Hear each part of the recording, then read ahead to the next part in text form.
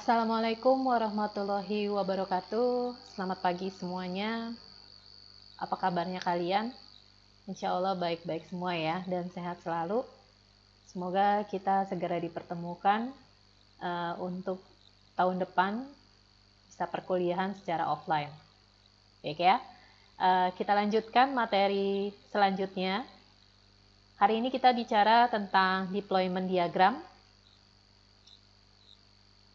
Seperti biasa, saya akan menjelaskan dulu pengertian dari deployment diagram, yaitu menunjukkan susunan fisik sebuah sistem, menunjukkan bagian perangkat lunak mana yang berjalan pada perangkat keras yang mana. Jadi bisa dikatakan di sini, untuk deployment diagram akan tergambar perangkat keras yang nanti akan menggunakan perangkat lunak khusus. Artinya perangkat lunak yang memang dijalankan pada perangkat keras tersebut.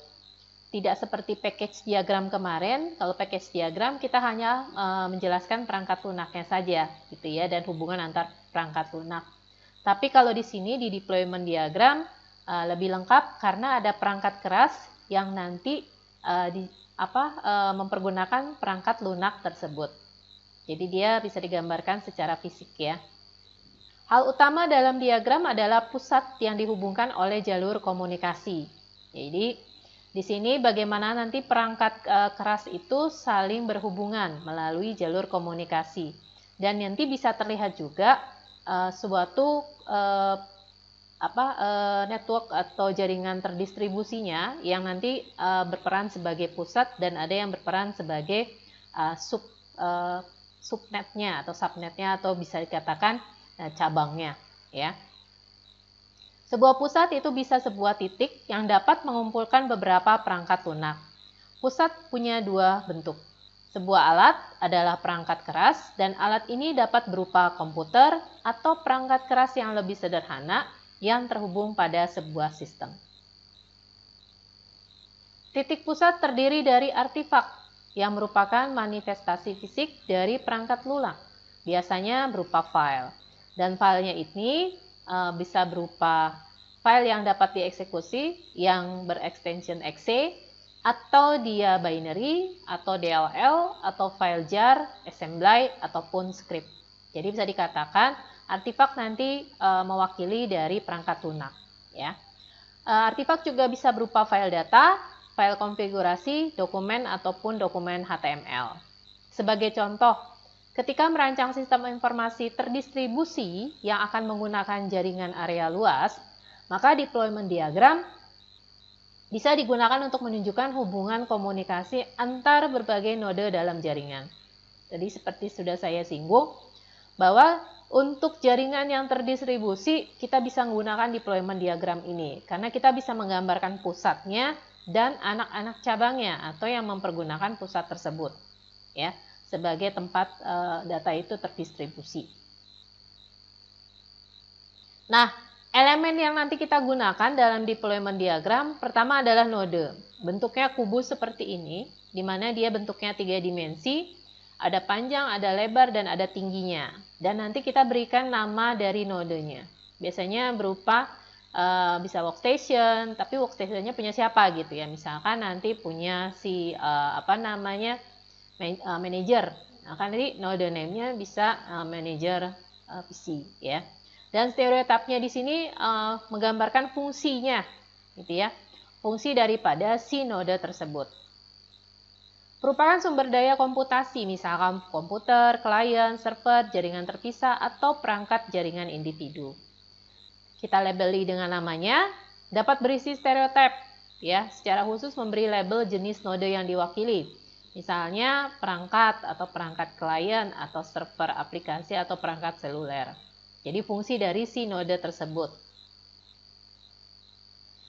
Penggambaran lainnya untuk node kita bisa gambarkan secara bisa digambarkan secara fisiknya gitu ya. Kalau tadi kan cuma bentuk dari kubus 3 dimensi ya.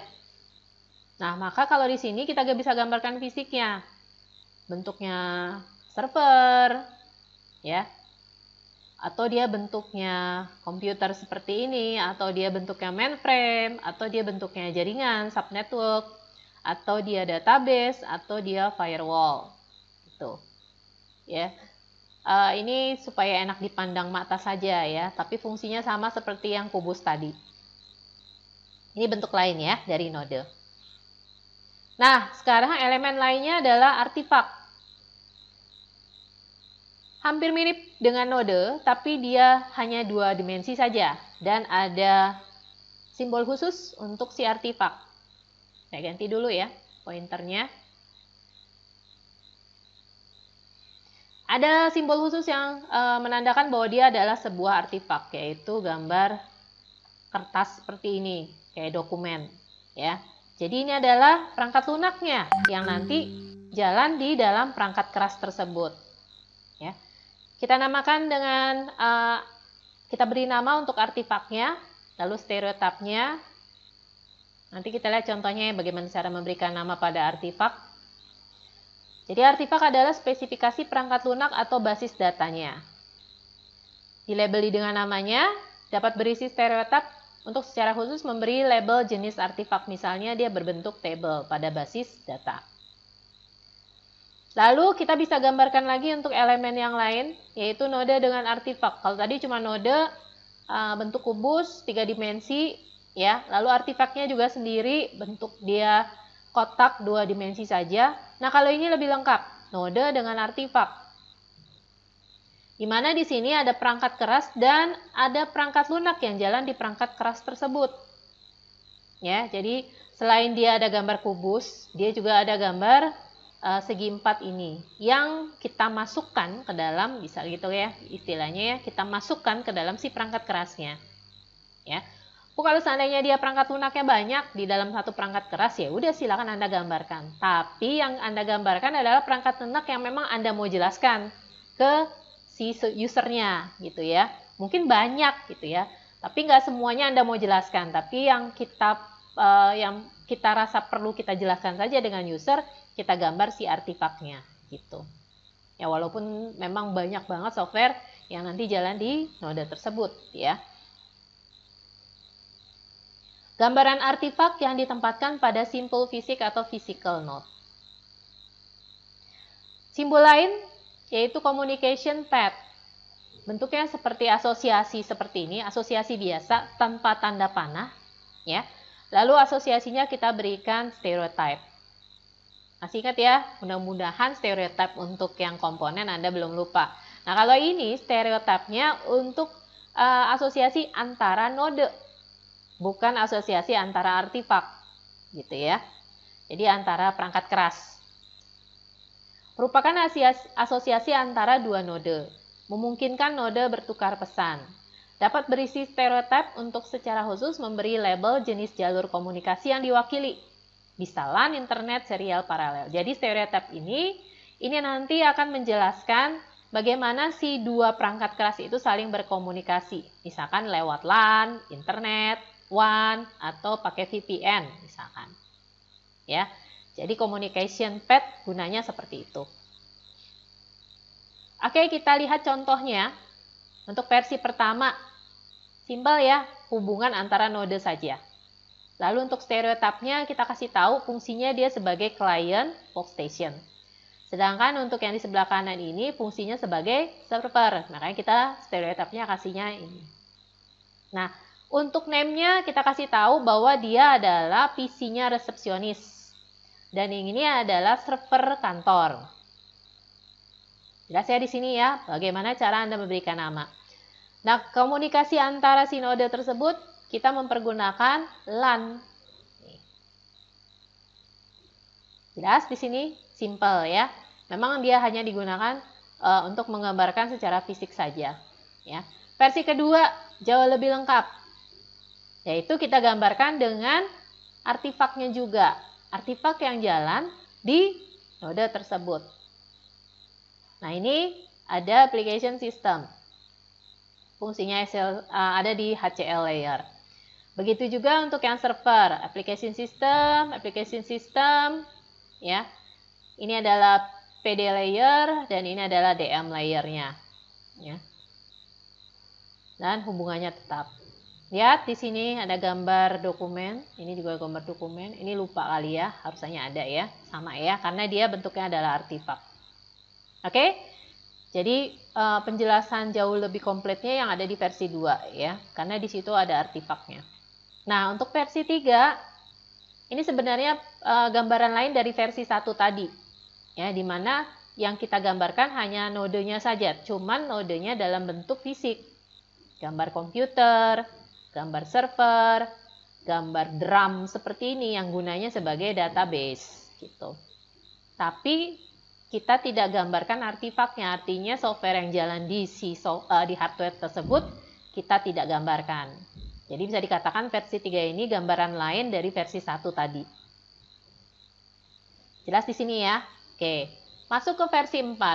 Nah, versi 4 ini beda kasus dari versi 1, 2, dan 3 tadi.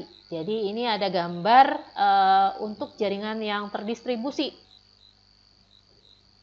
Seperti ini. Ya, ini secara top level network model ya. Jadi penggambaran secara umumnya. Saya ganti dulu zoomnya supaya Anda lebih jelas kelihatan. Ya. Lihat di sini. Ini ada pusat Verizon networknya, lalu dia terhubung dengan beberapa cabang di negara bagian. Kebetulan untuk yang internetnya ini, cloudnya ini, kita berikan nama lokasinya, gitu ya. Ada di Sunrise, Ozai Network, Triangle Park, Tyson Corner, Ottawa, lalu Maryland, lalu Brampton, Toronto, Santa Clara, Richardson, Nashville, ada yang Atlanta, ya. Jadi ini jaringan yang, bukan jaringan tapi untuk yang masing-masing cabangnya, ya. Dan mereka berkomunikasinya lewat VPN, Virtual Private Network. Ternyata di antar cabangnya pun ada yang saling berkomunikasi walaupun tidak semuanya ya. Antara Toronto dengan Brampton ternyata dia juga ada pertukaran data di sini ya. Jadi sehingga di sini ada jalur komunikasi antara Toronto dengan Brampton, yaitu mempergunakan VPN juga. Oke ya, jelas ini yang top level modelnya, top level network model. Jadi tidak menggambarkan, belum menggambarkan node sama si artifaknya. Jadi secara jaringan saja. Oke ya. Masuk ke versi 5. Kita mau jelaskan yang sebagian aja. Karena bisa jadi sebagian itu gambaran dari bagian-bagian yang lain, bagaimana itu terbentuk, gitu ya. Versi 5, deployment diagram versi sederhana yang menggambarkan low level network model. Nah, kita ngambil sebagian nih dari yang tadi besar tadi, top level network modelnya. Ya, sebagian saja, misalkan dia hubungan ke Washington DC office. Ya. Di sini ada pusatnya yang tadi, ya, Verizon networknya tadi, gitu ya. Ternyata dia adalah di gedung bantuan keuangan utama pusat ya. Berarti ini location-nya nanti bisa Anda tulis ya. Misalkan dia ada di California, ternyata memang pusatnya mungkin di California ya, misalkan ya. Nah, ini kita kasih nama, lalu ini hubungannya sama tadi pakai VPN. Ya. Lalu nanti Anda bisa jelaskan lagi secara detail di sini. Ya, si main financial aid building-nya ini ada apa aja sih di dalamnya? Itu ada di versi 6. Nih. Menggambarkan deployment diagram versi detail yang tadi, versi 5 didetailkan yang berada pada low level network model.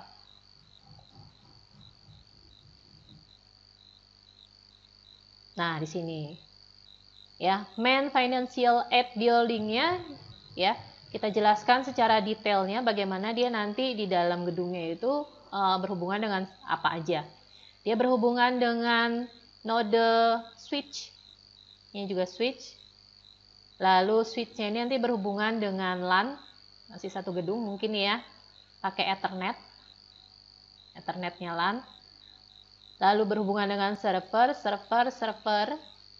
pakai jaringannya atau jalur komunikasinya adalah ATM, Asynchronous Transfer Mode, ya, nih. Begitu juga dengan yang NVL buildingnya, dia pakai jalur komunikasinya untuk ke switchnya pakai ATM. Ya, di sini ya. Nah, satu ini dijelaskan lagi secara detail seperti ini. Oke, baik. Itu saja penjelasan saya untuk deployment diagram. Memang dipergunakannya untuk orang-orang yang bekerja di bagian teknisi, karena dia tidak perlu melihat secara konsep bagaimana si software-software itu saling berkomunikasi. Yang dia pentingkan adalah bagaimana hubungan antara hardware-nya atau jaringan yang bisa dia bangun antara hardware tersebut, atau jaringan yang bisa dia bangun antar cabang misalkan, gitu. Ya, jadi memang digunakan untuk orang-orang teknisi. Baik, sekian dulu penjelasan saya. Jika ada pertanyaan, silakan nanti kita diskusikan di WhatsApp group atau di Google Classroom. Terima kasih. Assalamualaikum warahmatullahi wabarakatuh.